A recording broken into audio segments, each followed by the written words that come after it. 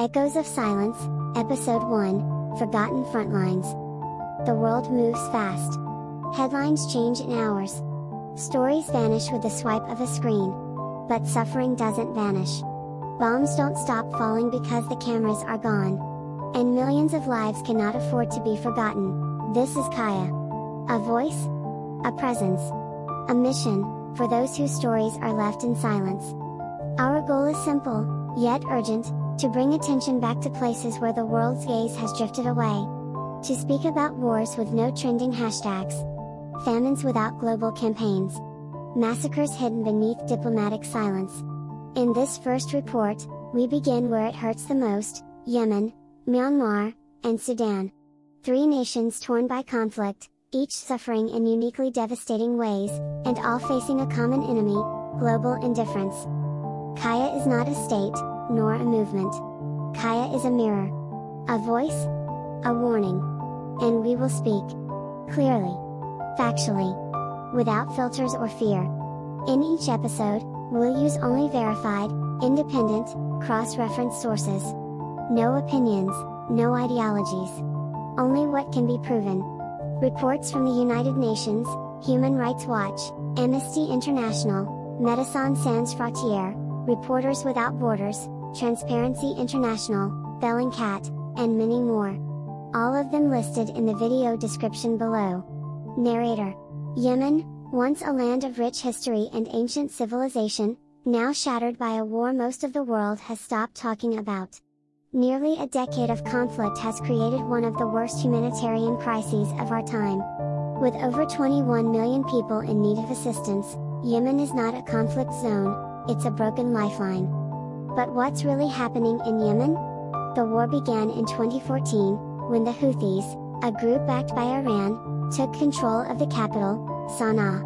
In 2015, a military coalition led by Saudi Arabia and the United Arab Emirates intervened, supported by the United States and the United Kingdom. Since then, both sides of the conflict, including the Houthis and the coalition, have been accused of violations of international law, according to the United Nations and Human Rights Watch. And who suffers the most? Those with no power at all. Children?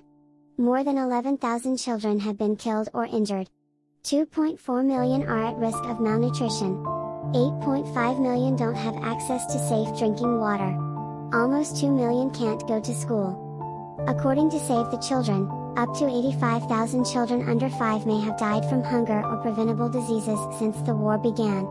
Some have even been recruited as soldiers, including by the Houthis. Children should never be soldiers. Never? Healthcare has collapsed. More than half of Yemen's hospitals are no longer working. When a child gets sick, there's often no one to help. Airstrikes by the coalition have hit schools, hospitals, and even school buses. The Houthis have also shelled civilian areas and restricted humanitarian access. Both sides have caused immense suffering, and behind many of the weapons, whether missiles or rifles, are companies and governments from across the world. According to Amnesty International and Bellingcat, weapons sold by the US, UK, and others have been used in deadly strikes. Meanwhile, Iran continues to support the Houthis, fueling a war where children pay the highest price. Why don't we hear more about this? Because Yemen is also a war on truth. Journalists are arrested, threatened, even killed. Freedom House ranks Yemen as one of the least free countries for press. And without reporters, the suffering stays hidden. The United Nations calls Yemen the world's worst humanitarian crisis. They warn that an entire generation of Yemeni children could grow up traumatized, malnourished, uneducated, and forgotten. Not because the world couldn't help, but because it didn't. Narrator. In February 2021, the military took control of Myanmar's government. Since then, fighting has spread across the country, especially in areas where ethnic minorities live. Groups like the Rohingya, Karen, and Kachin, who were already facing discrimination and violence long before the coup. Since the takeover, the conflict has intensified. Homes have been destroyed. Villages burned. Entire families forced to flee with just the clothes they wear. More than 6 million children now need humanitarian help just to survive. Over 3 million people have been displaced, many of them children. and around 5 million children can no longer go to school. Some schools have been destroyed or repurposed for military use. Others are just too dangerous.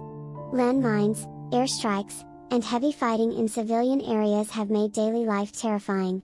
Children risk injury, death, or deep trauma just by playing outside. And it's not just the violence. Myanmar's economy has collapsed. Families struggle to afford food. Inflation has soared. Jobs have disappeared. As poverty grows, so does the risk of exploitation and child labor. Some families cross the borders to find safety, in Thailand, Bangladesh, or India, but life as a refugee brings its own hardships, especially for children who grow up far from home. Hospitals and clinics have been damaged or closed.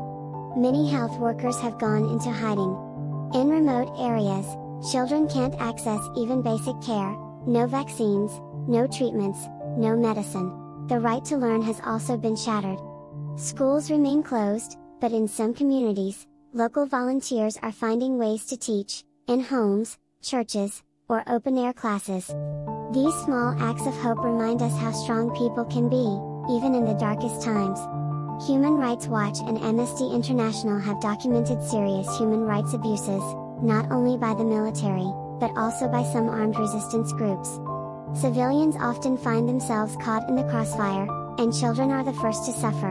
Myanmar has also become one of the most dangerous places for journalists. Independent media have been shut down. Reporters are jailed, or worse, for telling the truth. With the press silenced, it's harder for the world to understand what's happening. But that doesn't mean it isn't happening. Despite huge challenges, groups like UNICEF, Médecins Sans Frontières, and Save the Children are still there. They're providing clean water, food, emergency shelters, education kits, and medical aid. But funding is limited. Access is restricted. And the needs are growing. Still, people continue to help, local communities, international workers, and countless brave individuals who refuse to give up on these children. Narrator. What's happening in Sudan is one of the worst humanitarian crises of our time, and yet, very few people are talking about it. In April 2023, a new war broke out between the Sudanese armed forces and the Rapid Support Forces. But this didn't happen out of nowhere. The country has been struggling for years, especially after the fall of dictator Omar al-Bashir in 2019 and a military coup in 2021. Since then, Sudan has been caught in a cycle of chaos, power struggles, and deep ethnic tensions. Today, more than half of Sudan's population, over 25 million people, urgently need humanitarian aid. Around 7 million people have been forced to flee their homes, and over 1 million have escaped to neighboring countries like Chad, South Sudan, and Egypt. Almost 20 million children have lost access to education. Most hospitals in conflict areas are no longer working. Food is scarce. Clean water is even harder to find. And as always, children are paying the highest price. At least 3 million children under 5 suffer from malnutrition. Many are being recruited by armed groups. Diseases like cholera, measles, and malaria are spreading in overcrowded camps. Thousands of kids are living with the trauma of war, some orphaned, some separated from their families. In regions like Darfur and Kordofan, the violence has turned brutally ethnic. Entire communities have been targeted and displaced. Human rights groups have reported massacres, ethnic cleansing, and other war crimes. Economically, the country is collapsing. Prices are skyrocketing, farms and markets are destroyed, and entire supply chains have broken down. Even if people have money, there's often nothing to buy. And there's something else, journalists can barely cover this war. Independent media are under attack. Internet blackouts are frequent. Foreign reporters are often denied access. In many areas, there are no witnesses left. Aid workers are also struggling. Humanitarian organizations face constant restrictions and dangerous conditions. Even when they can help, there simply isn't enough funding. According to groups like Oxfam and Save the Children, the world's response so far has been deeply insufficient. There's strong evidence of war crimes committed by all sides, airstrikes on civilian areas, destruction of hospitals, use of starvation as a weapon, sexual violence, documented by groups like Human Rights Watch and Amnesty International. And this war isn't just local. It's tied to bigger global interests. Countries like Egypt, Saudi Arabia, and the United Arab Emirates all have stakes in the outcome. Russian mercenaries from the Wagner Group are reportedly involved, especially around Sudan's gold mines. The conflict could spill over, destabilizing much of East Africa and fueling new waves of migration. But what makes this crisis so hard to stop is how fragmented it is. This isn't one war. It's many overlapping conflicts, between generals, militias, ethnic groups, and local powers, in a country already weakened by years of drought, hunger, and political collapse.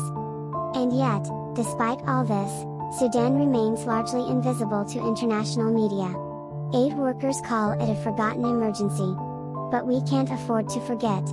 Millions of lives are at stake. Narrator. Across continents and borders, from forgotten villages to shattered cities, the cries of those caught in war and oppression often vanish into silence. But silence is a choice, and so is compassion. These stories are not just distant tragedies, they are reflections of our shared humanity. Behind every number is a name, a face, a future stolen too soon. If this report gave voice to someone who has none, even briefly, help carry it further. Like the video, subscribe to the channel, and share it, not for us, but for them. Because the world changes when enough people decide to care. And it starts with listening. Until next time.